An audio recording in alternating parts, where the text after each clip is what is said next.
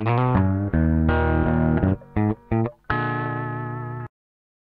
I'm Nigel Douglas. I'm a conservation specialist with Alberta Wilderness Association. We're a not-for-profit environmental organisation. We've been around in Alberta for somewhere over 40 years, and our focus is wilderness in Alberta, is raising the profile of wilderness in the province, but also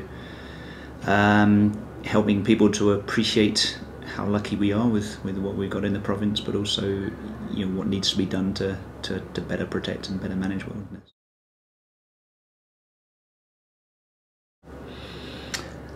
That's a really good question.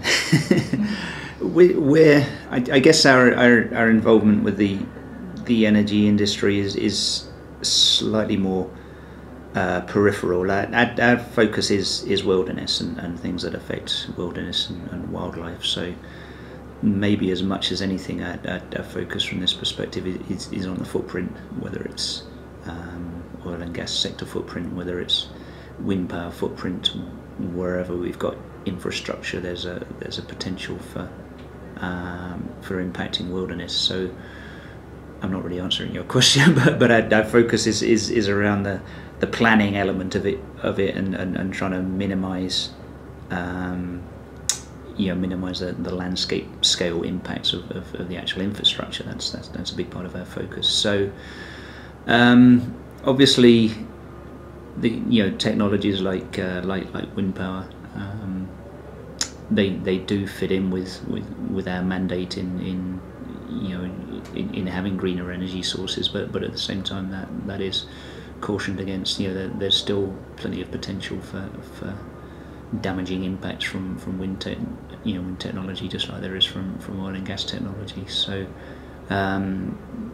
we cautiously sort of support the wind industry, but with the caveat that there needs to be a lot more planning around where developments are located. A lot more planning than has happened yet, and that's kind of our concern is that there's we're going to see a lot of the problems and arguments that happened over oil and gas development are just going to be repeated if we don't have that level of background planning behind the wind technology.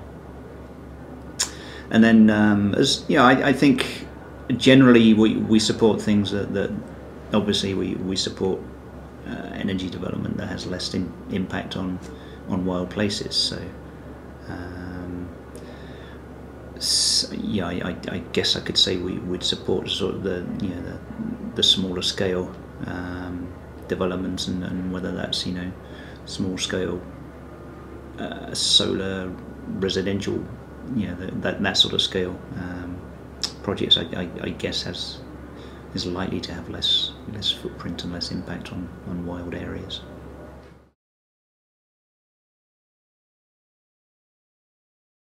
A large part of it is around the footprint, is around where development takes place. Obviously, oil and gas development takes place where the oil and gas is, and wind power generation is going to concentrate on where the wind resource is at its most abundant, I guess.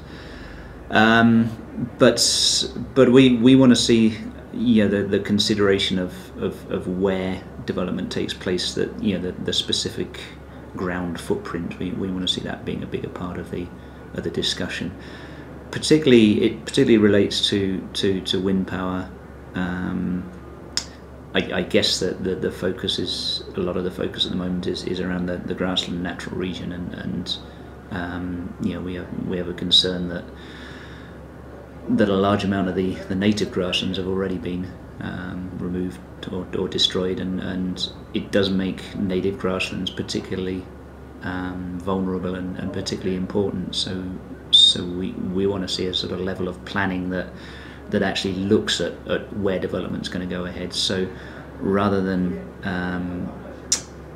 having developments planned on a case by case basis, one more application in one more place, we'd love to see that sort of bigger discussion and the bigger public debate about where development is appropriate and where it isn't appropriate.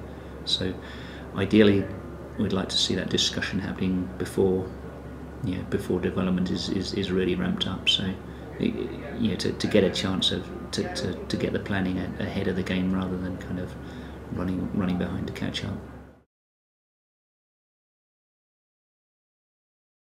We're hoping that this will be something that will be addressed in the land use framework, in the South Saskatchewan regional plan, which will be coming out, I guess next year sometime. So we'd hope, and it seems logical that that's something that should be addressed in the land use framework. That the land use framework was looking at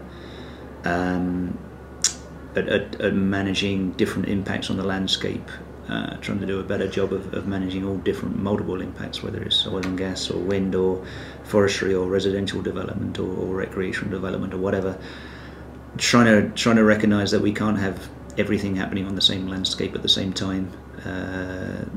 There have to be limits on where certain things happen, and we have to decide what our priorities are. So if our priorities in the eastern slopes are for producing clean water, then then we have to look at what activities are compatible with that, and what activities aren't. And I think that's something that has to be done across the landscape. So I hope that's what the land use framework will be looking at, and whether it's as specific as lines on a map and saying development will be okay in this place but not in this place, or quite how that's going to happen obviously remains to be seen. But we would hope that the land use framework will kind of live up to its expectations and its promises, and being able to address that.